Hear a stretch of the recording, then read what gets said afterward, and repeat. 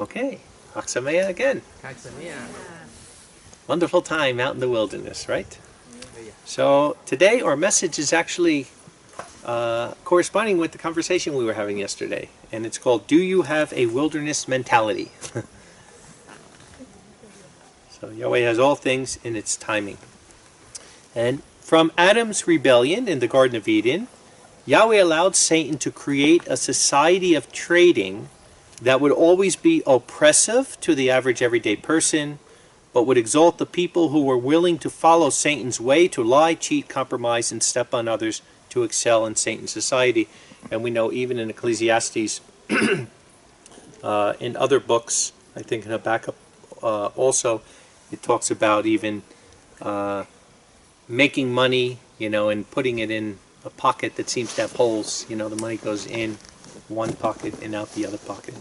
And although Yahweh allowed this to happen to ultimately show mankind what is the final result of rejecting Yahweh's Torah and following their own corrupt way of what they think is good and evil, Yahweh also had a plan to sanctify his called out ones throughout the 6,000-year plan. So I think if you, as a believer, if we understand this, that this isn't just something for the end time, that this is something from the Garden of Eden, that Yahweh had one plan. He was going to make a kingdom of priests.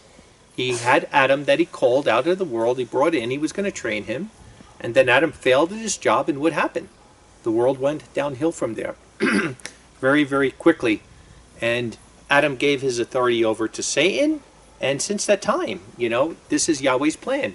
The same way he has 6 days of work, and then the 7th day is the Sabbath, and we know the Sabbath pictures the millennial rest. A day for a year, a day is like 1,000 years, and 1,000 years is like a day.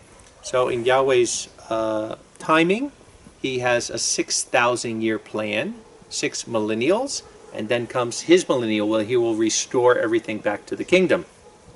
And that's why we are the ministry of reconciliation, because Yahweh is restoring all things, starting in this last generation and ultimately in his kingdom.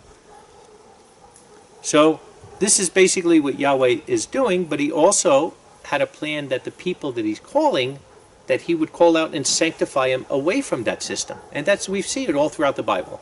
We see he called Abraham away from that. We see the Israelites were called. They were not allowed to make pacts. He didn't say go there and be good neighbors, welcome everybody into your place. He said the opposite. Don't make agreements with them. Don't allow your children to marry their children. And in many cases, he said go in and even kill them. Just kill all of them when they were going into the promised land. And I know in the world a lot of people can't understand that, but when you really understand the system that Satan set up, you realize that if they didn't do that, they would have never made it. They would have been corrupted. And that's what happens many times.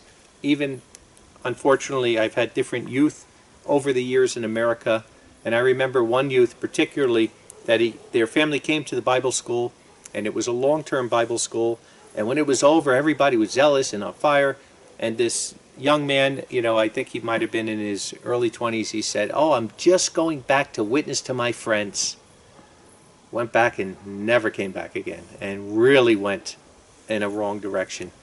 Wound up not only quitting the faith, but literally I think he maybe becoming a Satanist. Tattoos all over his body, all kinds of things. So that's the key where we have to look at. It's not our job to convert anybody. You convert electricity, you don't convert people. Our job is just to be a witness. And if you think you're going in that society to change people, chances are you ain't coming out.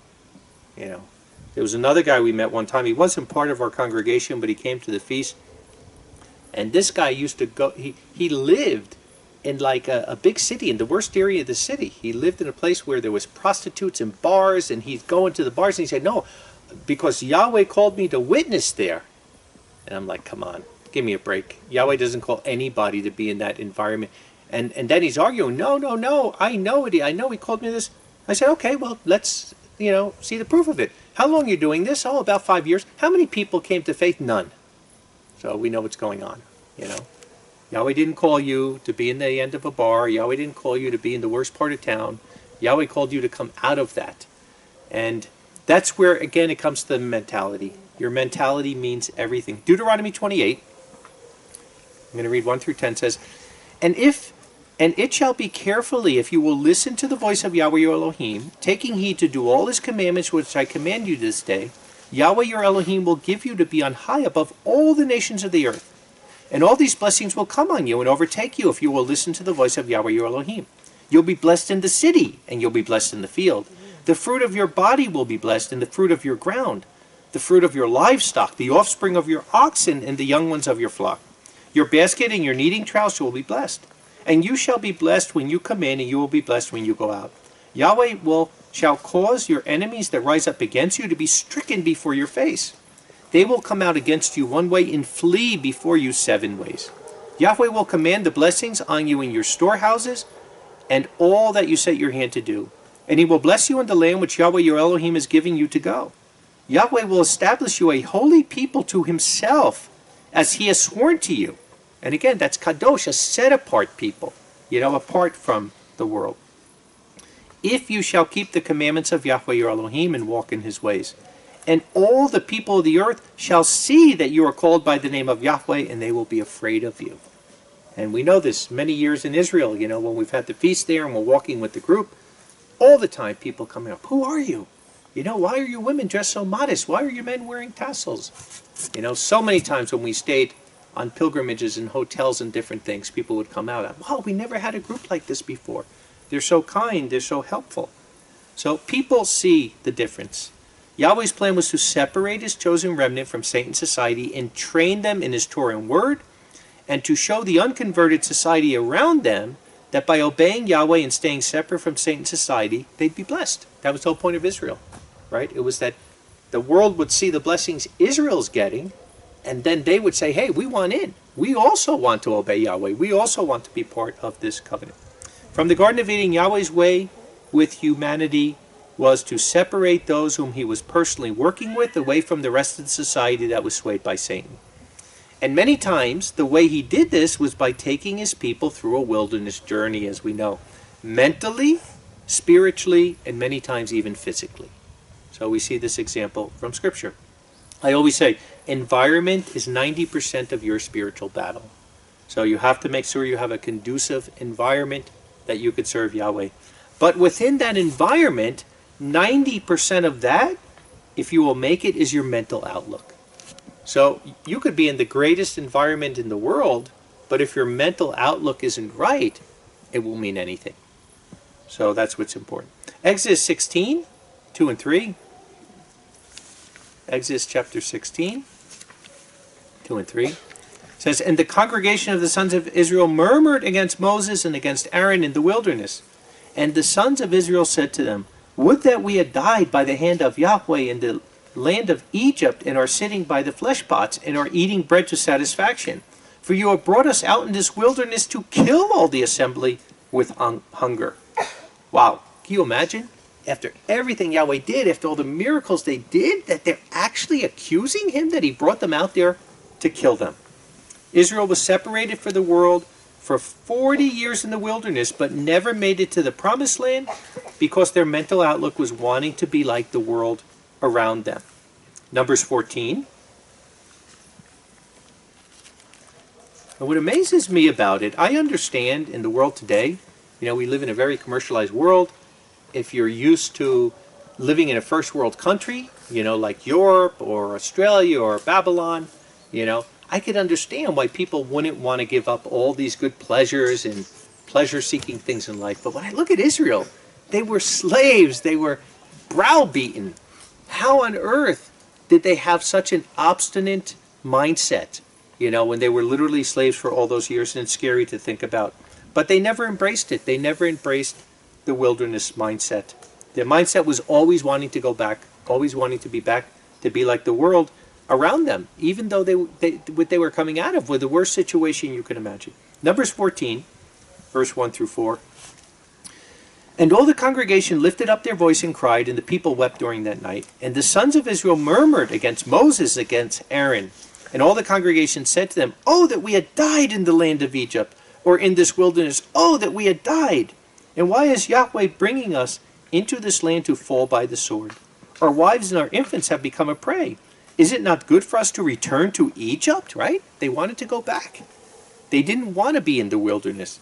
And they said each to his brother, let us give a leader and return to Egypt.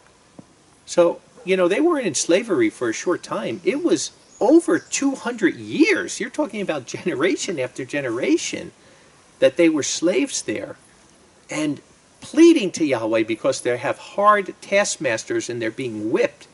And here is Yahweh delivers them.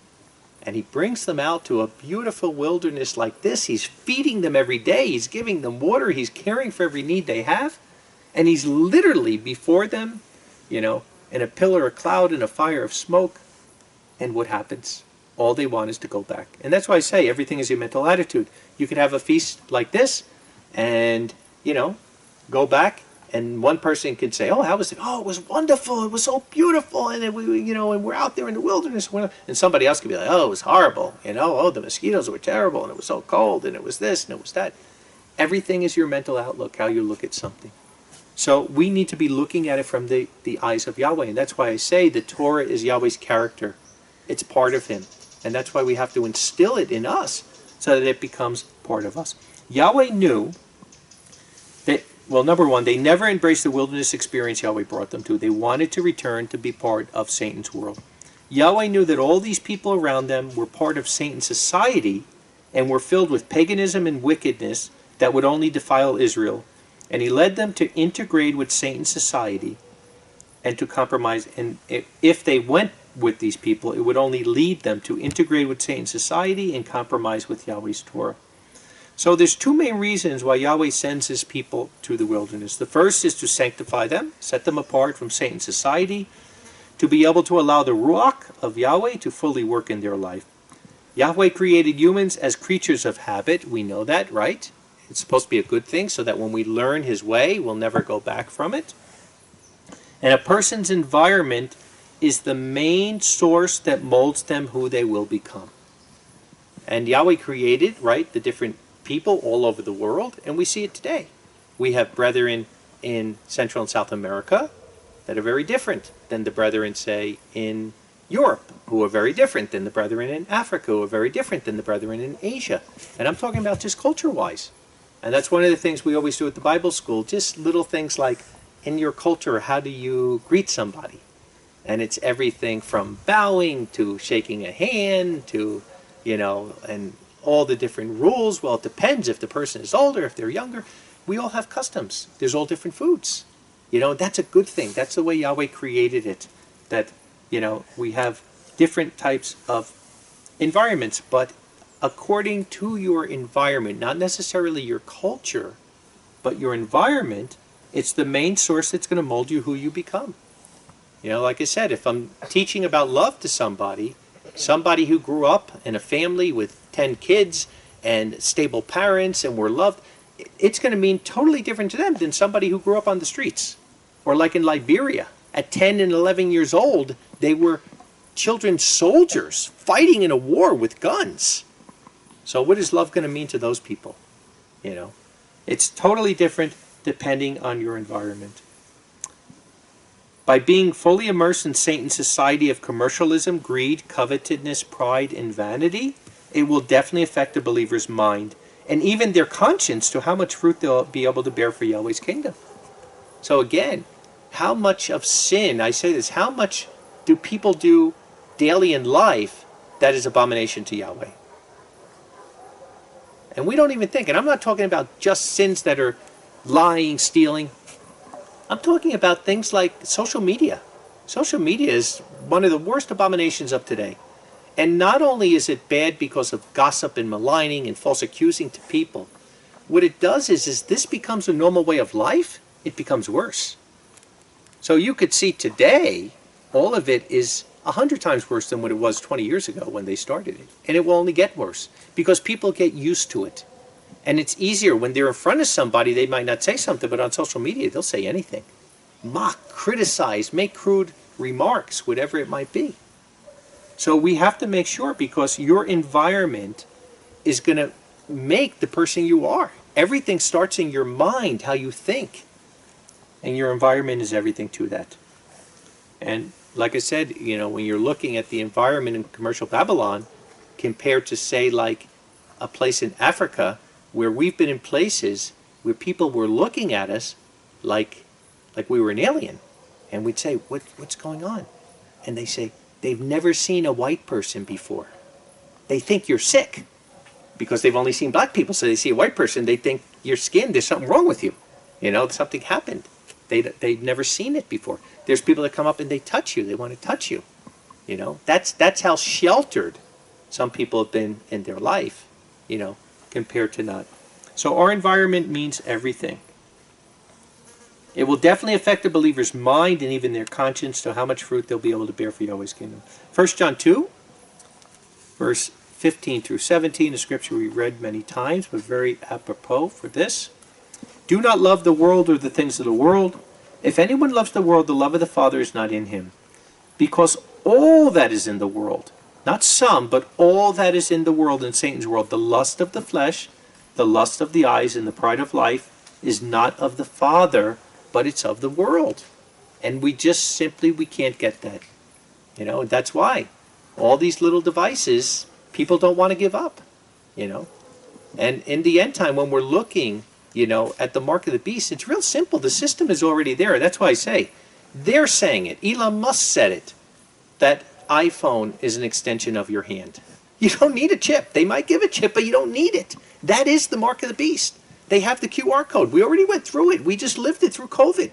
You couldn't get into a store without putting that down there. You couldn't buy without putting that down there. You couldn't get medical attention without putting that down there. So whether it's in that phone that you live with and sleep with every night, or it's a chip in your hand, what's the difference? The system is already there. The system is part of it. And is it part of Yahweh or is it part of the world?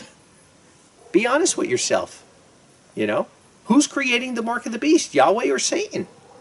And this is where your mindset and your mentality, and when you look at people like the Amish, you know, I was just saying to somebody, you know, meeting them and spending time with them, and especially some of the older men, it's one thing to understand what they believe. It's another thing to talk to them and realize that you're talking to like somebody that's not human.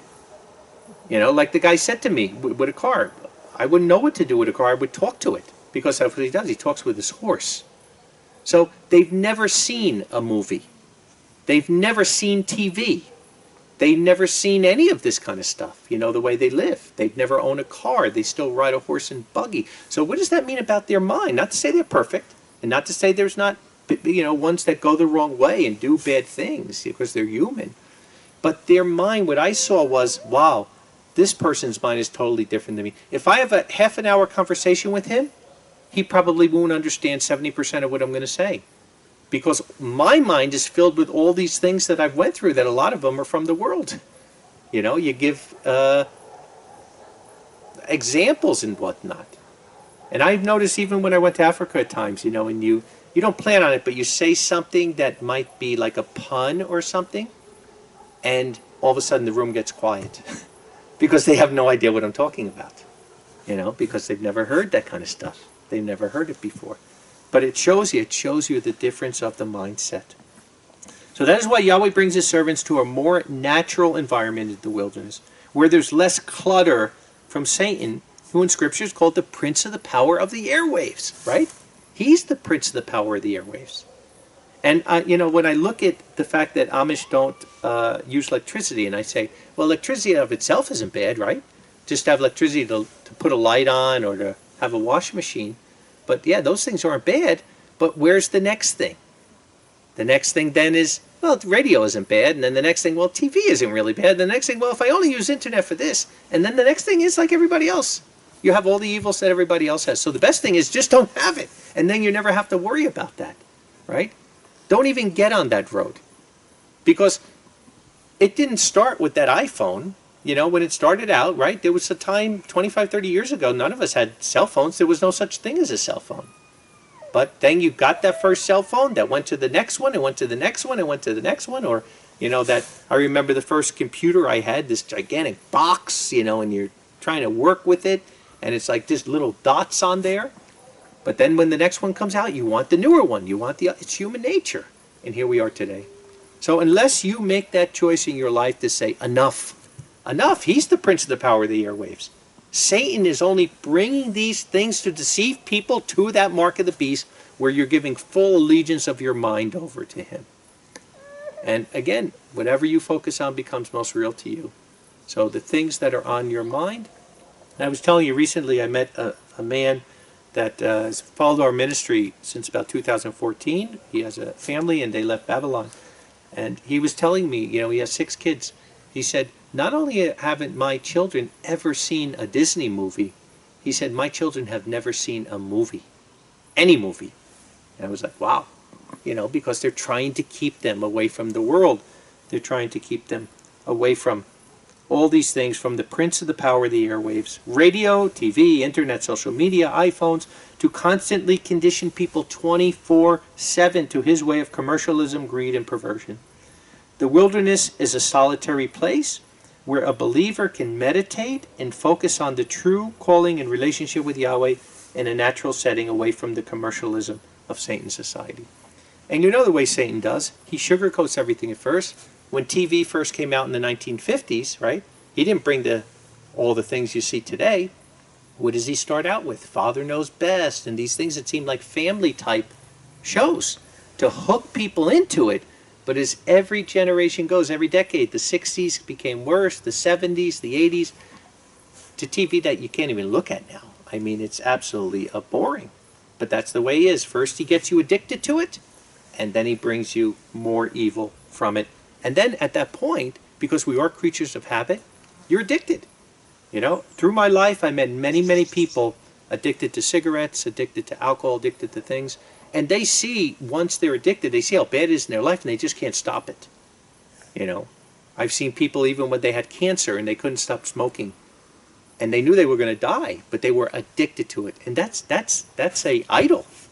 And you feel sad for the person because they don't want to do it. They wish they never started. And now they're at a point where their body just craves it so much that there's nothing they can do. So the better thing is never get to that point to begin with, because it's a terrible place. It's a terrible place. Jacob 4 in verse 4. Let's turn to Jacob.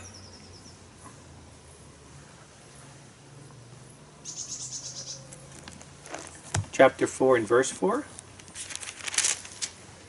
It says, adulterers and adulteresses, do you not know that friendship of the world is enmity with Elohim? Whoever then purposes to be a friend of the world is an enemy to Elohim. Or do you think that vainly the scripture says the pride dwelling in us lusts with envy, right? So friendship of the world, it's not something where we're to be a friend of the world and try to coerce them. No, we're to be separate from it. It is more than just being tempted and conditioned by Satan's devices. It is submitting to our corrupted human nature when we're friend of the world, instead of denying it, and allowing the Ruach to change us to hate the things of the world, to actually abhor it. Matthew 6, 22 through 24. The lamp of the body is the eye. Then if your eye is pure, all your body is light. But if the eye is evil, all your body is dark. If then the lighting you is darkness, how great is that darkness?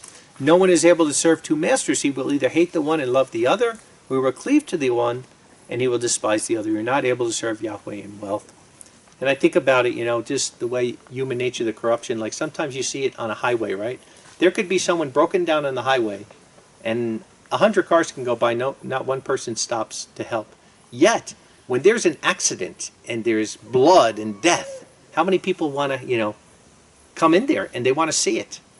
You know, you would think the opposite. But people, there's something that draws human beings to horror and ugliness and terribleness like that. And it's the corrupted human nature. Everything starts in our mind or our heart. The heart is just a muscle that pumps. It's really your mind. If you love the worldly things of Satan's society, it is opposite of the love of Yahweh's kingdom mindset. If you stay in commercial Babylon, you'll be indoctrinated, brainwashed by the prince of the power of the airwaves, and never really embrace the mindset of the wilderness experience. It's 2 totally opposite universes. So what is the answer? We continue here in Jacob 4, verse 7. Then submit to Yahweh, resist the devil, and he will flee for you. So, and like I say, you got to get that right, because there's people that don't submit to Yahweh and they're trying to resist the devil without submitting to Yahweh. You have to submit to Yahweh first. You can't do it on your own. You need the Spirit of Yahweh. You need His Ruach. You know, submit to Yahweh, resist the devil, and he will flee from you. Draw near to Elohim, and he will draw near to you. Cleanse your hands, sinners. Purify your hearts, double-minded ones. Be distressed and mourn and weep.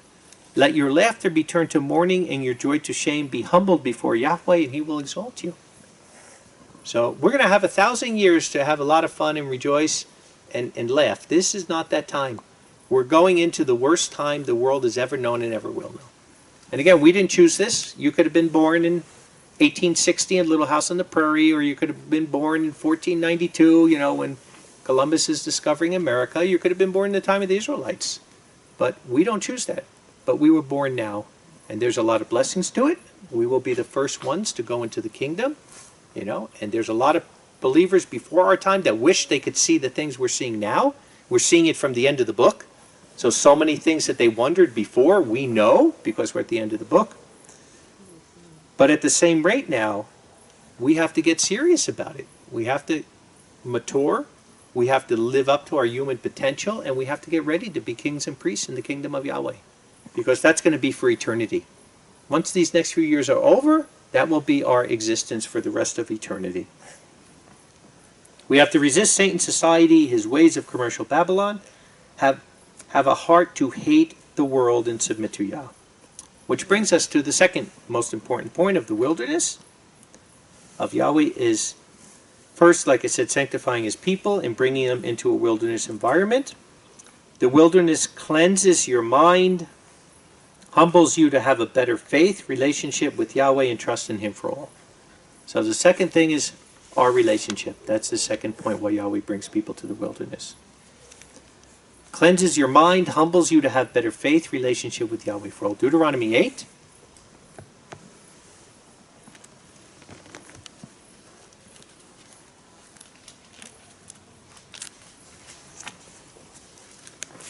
Verse 1 through 10. You shall be watchful to do every commandment which I am commanding you today, so that you may live and may multiply and may go in and possess the land which Yahweh has sworn to your fathers. That's the ultimate goal.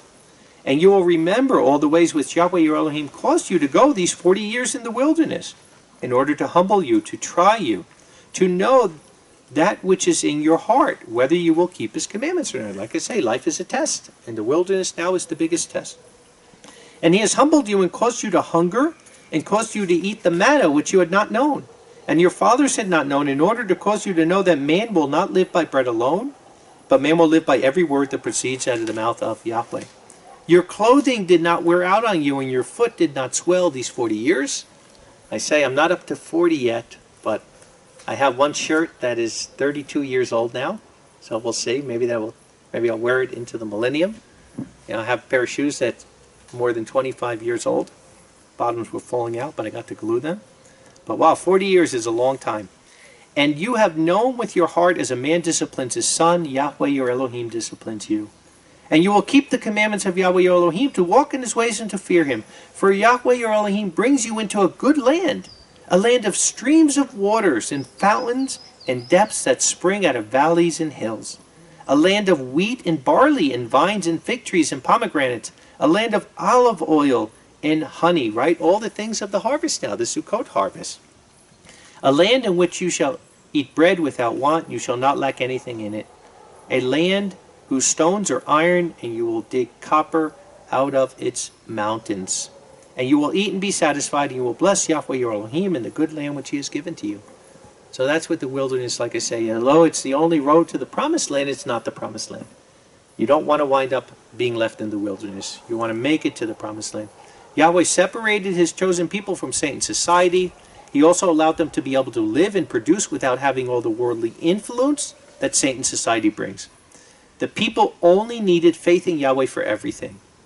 And then he would be their ultimate provider and protector from any given situation. The more that someone showed faith in Yahweh and came out of the system of Satan, the more they were free and happy and growing in the mind and will of Yahweh. And that's what Satan tricks people into, the opposite. That somehow Christianity, right? That freedom comes through sin. You could break the Torah. It doesn't matter. The law is nailed to, a tree or whatever they say. But yet, it's sin that brings bondage. It's sin. When you commit sin, if you kill somebody, you're going to be in prison. You're going to be behind bars. That's the bondage. Not being obedient. It's only blessings for obedience. So that's Satan's deception there. Deuteronomy 29, verse 5 says, "And I have led you 40 years in the wilderness. Your garments have not worn out from you, and your sandals have not worn off your foot." Deuteronomy 1 and 29 through 32. "And I said to you, do not be terrified and do not be afraid of them. Yahweh your Elohim, who goes before you, shall fight for you, according to all that he did for you in Egypt before your eyes, and in the wilderness, where you have seen how Yahweh your Elohim has borne you as a man bears his son, in all the way which you have gone until you have come to this place. Yet in this thing you are not believing in Yahweh your Elohim." And I think that's a really, really important one for us. Yahweh cared for every single need, yet they still did not believe. They didn't have the wilderness mindset. And my question is, how about you?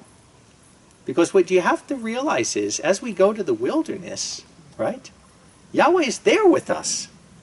You have to look at these stories of the Israelites, and they were in a much worse wilderness. Some of us are going to be there soon. But, it's desert down there. It's sand and it's desert. And you really can't grow anything, and there's no rain. But for most people today, in the wilderness, in the kibbutzes, in the communities, it's not like that. It's the opposite.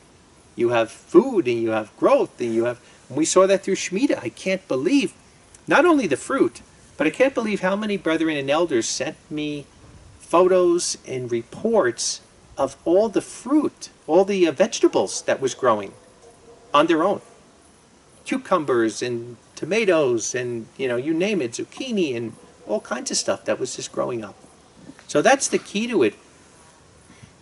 Faith is really simpler than we think. It's just believing in Yahweh. So you could say it, but you got to show it. And what that means is you're going to act on what you believe, right? Faith is action. Faith is deeds. So either you believe that Yahweh is here with us in this wilderness or you don't.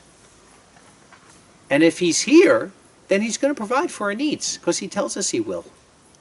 So that's where, yes, in Satan's society, it's impossible.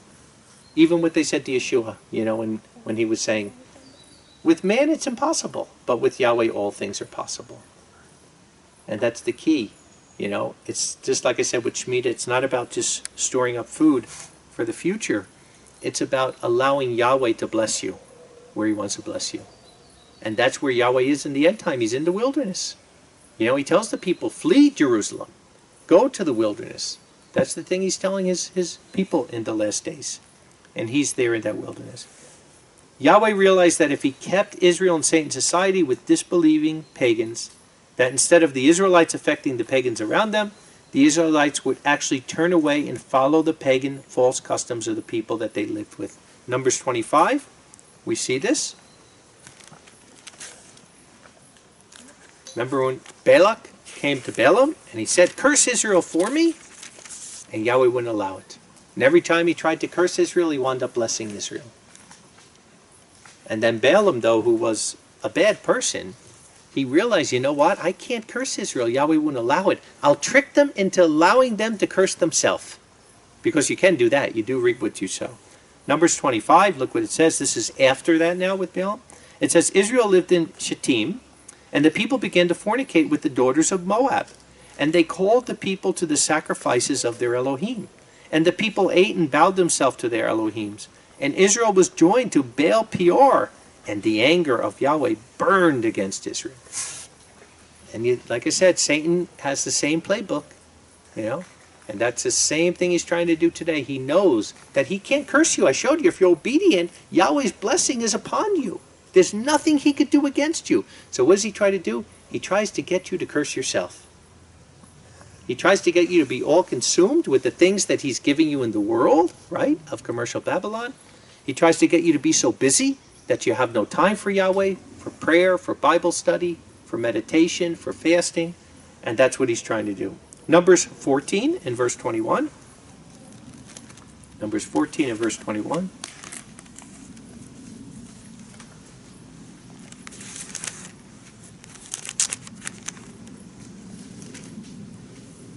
It says, but as I live, all the earth shall be filled with the glory of Yahweh. Hallelujah. For all the men who are seeing my glory and my miracles which I have done in Egypt and in the wilderness, and have tried me these 10 times, and have not listened to my voice, they will not see the land which I have sworn to their fathers, yea, not one of those who provoked me shall see it. And my servant Caleb, because there's another spirit in him, and he is fully following me, I will bring him into the land which he has gone, and his seed shall possess it. So, what a terrible thing that must have been. 40 years to be in the wilderness and not make it to the promised land. And it wasn't just a few. It was the vast majority. Only 2 adults out of roughly 2 billion people made it. And it didn't have to be that way. All they had to do was trust Yahweh. All they had to do was believe in him. And he was providing for them. Can you imagine every single day you wake up? You don't even have to think about it. The manna's out there. Water coming out of a rock. And Yahweh's presence being with them. And they're seeing that presence before their eyes. And what do they say? You took us here to kill us. You want to kill us. Because of their mentality. Because they had a worldly mentality. And they refused to surrender that to Yahweh. And that's what he says here, you know. You have to have a different spirit, and that spirit only comes by the Ruach HaKodesh. It's not going to come by the world. You're not born with it. You have to choose it. You have to deny your worldly spirit. You have to get baptized. You have to have hands laid on you. You have to have the spirit of Yahweh living in you, and then you have to surrender to that the rest of your life. That in itself even doesn't do it. Let's go back to verse 6 there in chapter 14. And Yehoshua the son of Nun and Caleb the son of Jephunneh, of whom spied out the land, tore their garments, and they spoke to all the congregation of the sons of Israel, saying, the land into which we passed to spy out is an exceedingly good land. If Yahweh has delighted in us, then he will bring us into the land and will give it to us, a land flowing with milk and honey. Only do not rebel against Yahweh. And you do not fear the people of the land, for they are our bread. Their defense is turned away from them, and Yahweh is with us. Do not be afraid of them. And you know, like I said, COVID was a blessing to us because it showed us what's coming, but we haven't seen anything yet. It's going to get bad. We haven't even seen the 5th seal, which I believe is very close, where a lot of our brethren are going to start being martyred. We've had some brethren and some elders be imprisoned in the last year, and we've seen some persecution, but it's going to be on a worldwide scale. And this is where, like I say, you better understand what you believe, because you will not die for a doubt. But for me, if Yahweh's ready to take me now, take me. Because I know 1,000% my next waking moment I'm in his kingdom. I'm not living to preserve this flesh. I'm living to die to this flesh. I'm living to preserve the spirit that's in me forever. That's all that matters.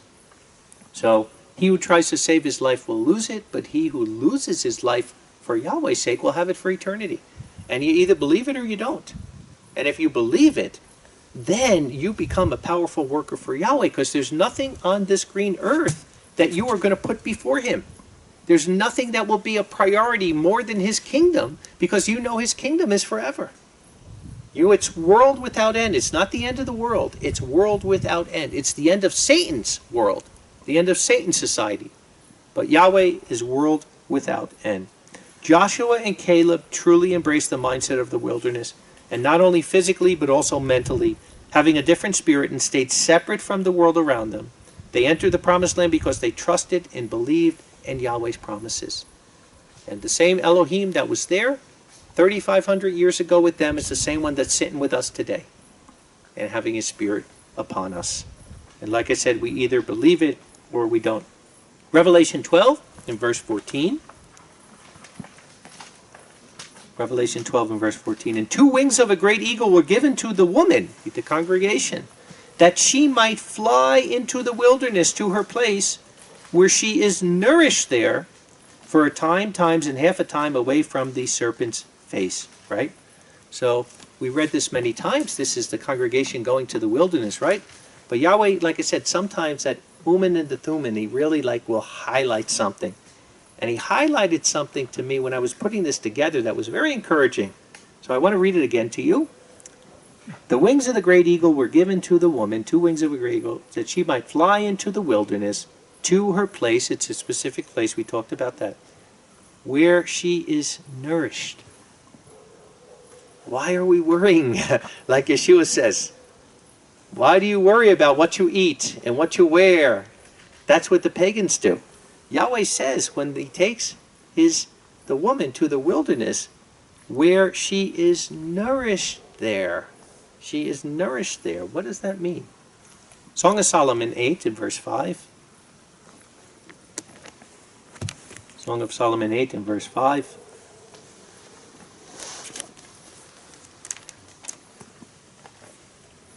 Says, who is this who comes up from the wilderness, leaning on her beloved? I awakened you under the apple tree. There your mother travailed with you. There she travailed, she bore you. You know? Yahweh's presence is with his people in the wilderness. There's one place where Yeshua will be with the people directly. But the wilderness should be like the Garden of Eden to us. Right?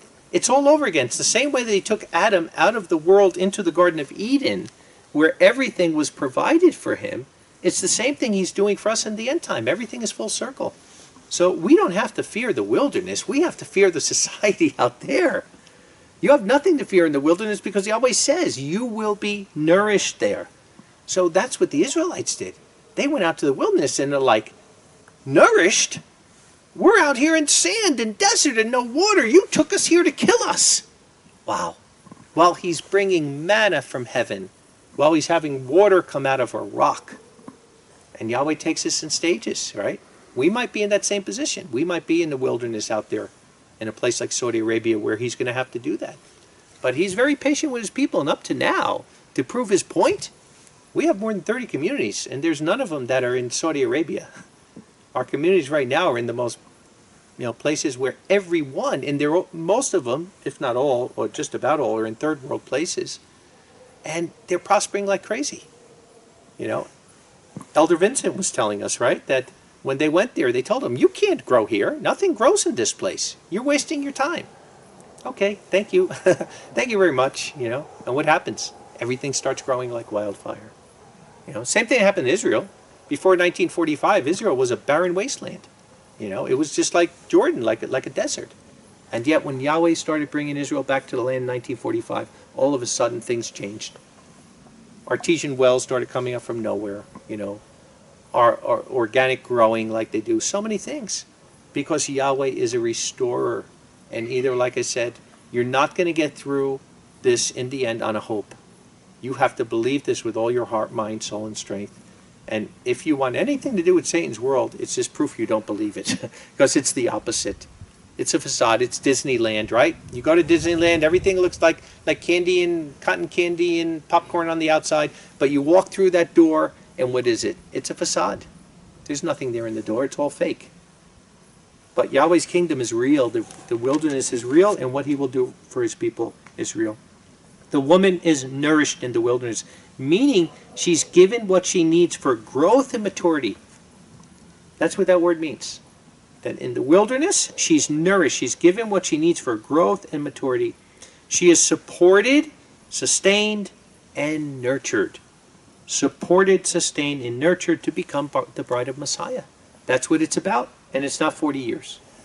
It's a time, times, and half a times. It could be as little as a year. It could be as much as 3.5 years. It depends on those words, how they're interpreted. But it's not more than that. It's not 40 years. And she goes there to become the bride of Messiah. She goes there to get this transformation that's happened when Yeshua returns to finish it. Exodus 16 in verse 4 says, and Yahweh said to Moses, behold, I will rain bread from the heavens for you, and the people shall go out and gather the matter of a day in its day, so that I may test them, whether they will walk in my Torah or not. So he didn't give them for a month. He didn't give them for a year like Shemitah we have to prepare. He said, I'm going to give it to you day by day. So that I'm going to test you whether you really believe it. You have it today. Do you believe that I'm going to do it tomorrow? Drop down to verse 13. And what happens? And in the evening, it happened in the evening, the quail came up and covered the camp. And in the morning, a layer of dew was around the camp. We see quail quite a bit. See them all running around and whatnot. And we're like, okay, have your fun now. When the time comes, we know there'll be maybe a foot of those quail or more or whatever. And the layer of dew went up, and behold, something small on the face of the wilderness, scale-like, small like the hoar frost on the earth. And the sons of Israel looked, and they said to each brother, what is it? That's what manna means, right? What is it?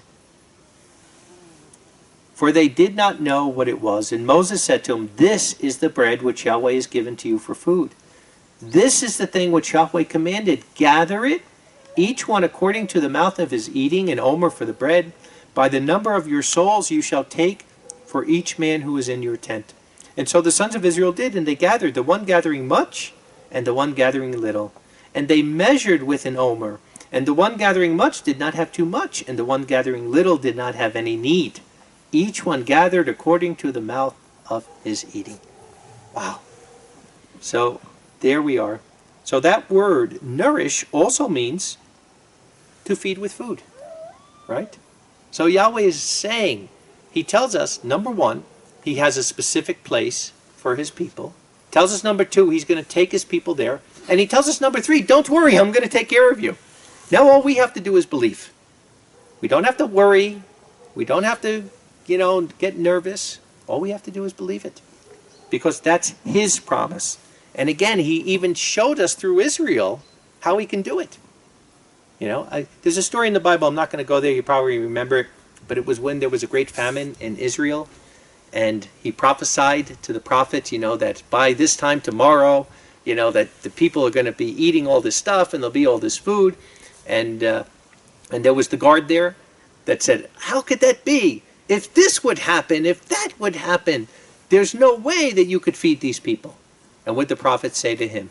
He said, you'll see with your eyes, but you're not going to eat it. And when it happened, and all that food was there, and the people rushed the gate, this guy got crushed in the gate because he didn't believe it. So, if Yahweh says something, that's all we need to know. His word says it, and that we believe it. We don't know how he'll do it. In the end time, he may do it the same way. He may have manna come down every day, or he may do it totally different. All we know is he promised us that he will care, and that's his thing. So like I said, he's going to nourish. She goes to the place where she is nourished, given what she needs for growth and maturity, supported, sustained, and nurtured, but also means to give food to. And the believers at the time will not be able to buy and sell without taking the mark, so he has to give us food. So Yahweh will feed the faithful remnant during this time. Revelation 2 and verse 17, very interesting scripture. The 7 churches in the end time, and look what he says. He says, the one who has an ear, hear what the Spirit says to the congregations. To the one overcoming, I will give him to eat of the hidden manna. There might be manna right here that Yahweh has hidden somewhere. I will give him to eat of the hidden manna, and I will give him a white stone, and the stone a new name having been written, which no one knows except the one receiving it. Wow, isn't that nice? Each of us in his kingdom, a name that he has there. So Yahweh to feed his remnant with the hidden manna, if they overcome. That's the key to it. So if it's doubt, you got to overcome doubt. If it's anger, you got to overcome your anger. If it's fear, you got to overcome your fear. Whatever it is, we have to overcome. And then Yahweh says, these are the promises we get. Let's go back to Song of Solomon. Because, like I said, this should be the most exciting and happiest time of our lives as believers because of what's happening now. It's a marvelous time for the last 2,000 years just to be called by Yahweh. Every believer that has ever been called, that has been baptized, they're laying in the grave, they're waiting for the resurrection. So every single believer for the last 2,000 years is blessed beyond measure. Because they're all going to be first fruits to Yahweh when he returns. But now as we're in the end of the age, and now that we're in these last few years, we have a blessing upon every blessing. Because there's the remnant today that will be part of that 144,000 that will literally go and succeed where Israel failed. And where only 2 people out of 2 million enter the promised land, here it's going to be the opposite. Yahweh will get the rebels away from the congregation to begin with, but then the remnant comes through. And that's when we read Song of Solomon. This is all about Yeshua and his bride. This is about us. This is about his people in the end time. And the love and the passion that he has for us, it should turn our hearts. It makes me cry reading this sometimes. So let's go to the Song of Solomon, chapter 1, starting in verse 8. And listen to the words that Yeshua says about his bride, about you. If you yourself do not know, most beautiful among women, go into the footsteps of the flock and feed your kids beside the tents of the shepherds. O my love, I have compared you to my mares in Pharaoh's chariots. Your cheeks are lovely with ornaments, your neck is strings of beads. We will make you ornaments of gold and studs of silver. While the king is in his circle, my spikenard gives its fragrance. A bundle of myrrh is my beloved to me. He shall lie between my breasts. My beloved is to me like a cluster of henna and the vineyards of En-gedi. Behold, you are beautiful, my love. Beautiful, you are beautiful. Your eyes as doves. Behold, you are beautiful, my beloved, yea, pleasant. Also, our couch is green. The beams of our house are cedars, our rafters are as firs. So he's using his creation in metaphoric ways, but showing this is the deep relationship, the deep love he has with his bride in the end time. Song of Solomon 4 and verse 7. He says, you are beautiful, my love. There is no blemish in you. Again, and think of it all, of course, in a spiritual sense. Come with me from Lebanon, my spouse. With me from Lebanon. Look from the top of Amana, from the top of Senir in Hermon, from the lion's dens, from the mountains of the leopards. You have ravished my heart, my sister, my spouse. You have ravished my heart with one of your eyes, with one chain of your neck. Drop down to verse 11. Your lips, my spouse, drip like the honeycomb. Honey and milk are under your tongue, and the scent of your garments is like the scent of Lebanon. Wow.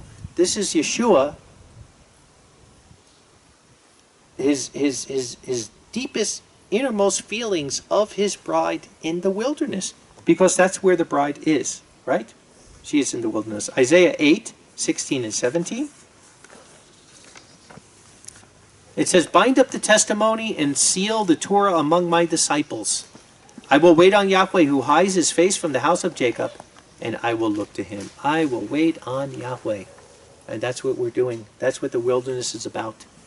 It's about waiting on Yahweh.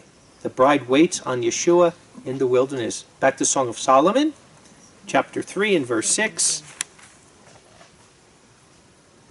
Who is this who comes out of the wilderness like columns of smoke? Right? It's columns of smoke. They rise up to the heavens. It's high. He's saying this. It's like a tower of strength. Who is this who comes out of the wilderness like columns of smoke, sacrificing as incense, myrrh, and frankincense from all the powders of the merchants? This is the bride in the wilderness. And again, all of our brothers and sisters that have gone before us, the great example, they're laying in the grave, they're waiting for the resurrection, but this is about us in the end time. This is about the most intimate relationship that Yeshua has with his people in the very last days. Verse 11, same chapter. He says, go forth, O daughters of Zion, and see the King of Peace, with the crown in which his mother crowned him on his wedding day, even on the day of the gladness of his heart. So he is getting all excited. He's all excited about us because we're getting to that point where we're getting to that point of overcoming, of perfection. The bride is coming out of the wilderness, right? She goes into the wilderness not ready, but she comes out of the wilderness. And that's what the wilderness is all about, like I was reading before. It's about us totally transforming ourselves from anything of that corrupted human nature into Elohim, into a child of Yahweh. Song of Solomon 6 and verse 9, a really great scripture. Look what he says. But my dove, right? Yonah, the dove. My perfect one is Echad, is united. So the bride, the congregation, they come out of the wilderness Echad. And that's why I say that sometimes, when we were starting these communities, people had the wrong impression. They kept thinking it was money, right? And money doesn't make a community. You know, money helps with anything, to buy things, but money doesn't make it a community. Because if you look at the places in the world that have the most money in the first world, we don't have any communities. Because people wouldn't do it. They wouldn't sacrifice. They wouldn't give everything up for something else. They don't have the mindset. And that's what happens. Money brings this false sense of independence there. Where are the communities? In the third world places, the poorest places that are there. But what happens in the wilderness? The bride becomes Echad. They're losing of themselves. They're becoming one there in that wilderness. And I've seen it, you know. Because when we started out, almost 10 years ago now, You know, it wasn't an easy road. And things were difficult at first because people were coming with that corrupted worldly mindset. But as time went on, they've shed that. And again, things are still not perfect. We're still in the flesh. But for the most part, wow, these communities are unbelievable. You know, that Yahweh is transforming his bride in the wilderness. Revelation 19 and verse 7.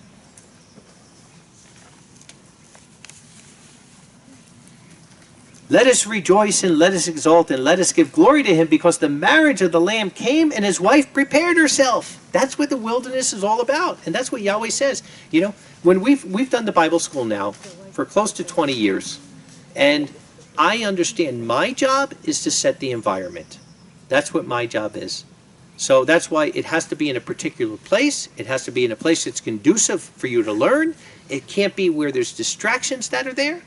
And you don't come there. You don't have to worry about what you're going to eat. You don't have to worry about the food. You don't have to worry about all this stuff. You're there to perfect yourself.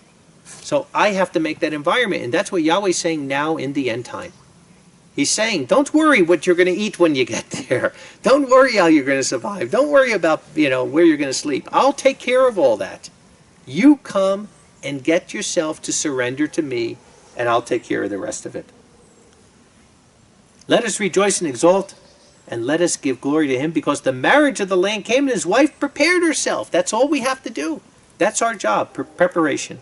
And it was given to her that she should be clothed in fine linen, pure and bright. For the fine linen is the righteousness of the saints, right? The white garments. And he said, right, blessed are the ones having been called to the marriage supper of the Lamb. And he said, these words of Yahweh are true. She comes out of the wilderness, Ikad, pure in white, with white garments, overcoming. As long as we believe, and as long as we work on it. Last scripture, Ephesians 5. But the bride is getting out every spot and wrinkle of the wedding garments. Same way in the world, if a woman was getting married, she wouldn't have an old wrinkly dress. She would get that dress all ready and all spotless on her wedding day. Ephesians 5, starting in verse 6.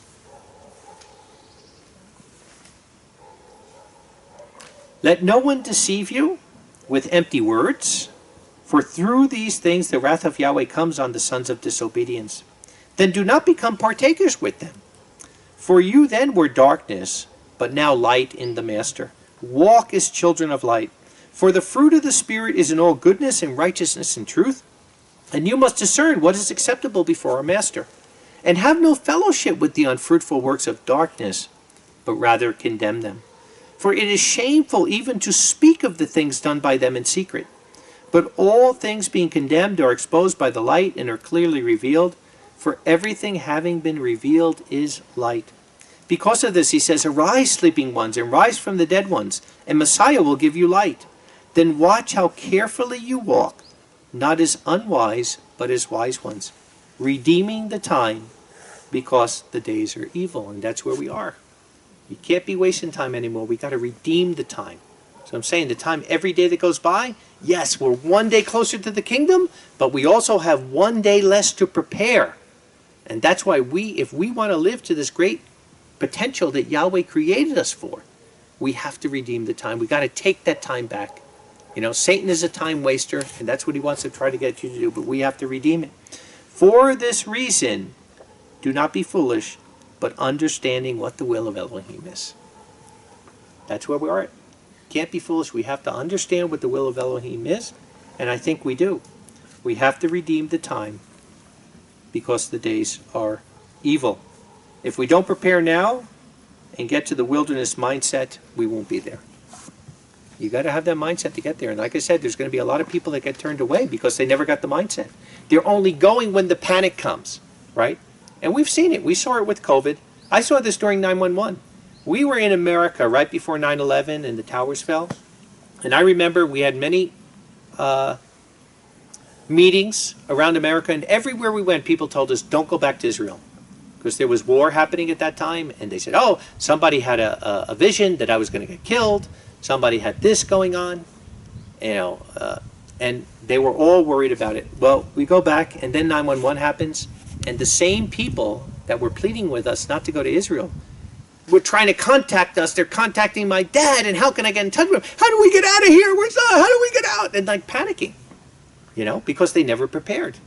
And you can't be like that. You can't be like a leaf in the wind, going back and forth. We got to get some backbone now, and the way you get that backbone is by building character, by being mature, by having a relationship with Yahweh. Because people are going to be fearing. And it says in Revelation, because of the things that are coming, they're going to be scared to death. But it shouldn't be the people of Yahweh. Because we understand it. We already know it. We know, like I said, we read the book. We know we win in the end. So it's not fear that should be motivating us. It should be faith. The wilderness is the only road to the promised land. In the end, Yahweh will take his remnant through another wilderness experience to accomplish what Israel failed in the first wilderness experience. Because now we have the Ruach, the mind of Yahweh, to learn from and embrace the wilderness like we should. But it's got to be written in our heart. Yahweh also promises to nourish and provide for his bride completely in the wilderness experience. And we got to bank on that promise. He says it. He's going to nourish us, right? Support, sustained, give us what we need for growth and maturity, and even food. Just like he did for Israel in Egypt, he will do for his bride leaving commercial Babylon. Environment is 90% of our battle, and there is no better environment than the wilderness, but we have to have the wilderness mentality to embrace it and overcome. Aksamaya.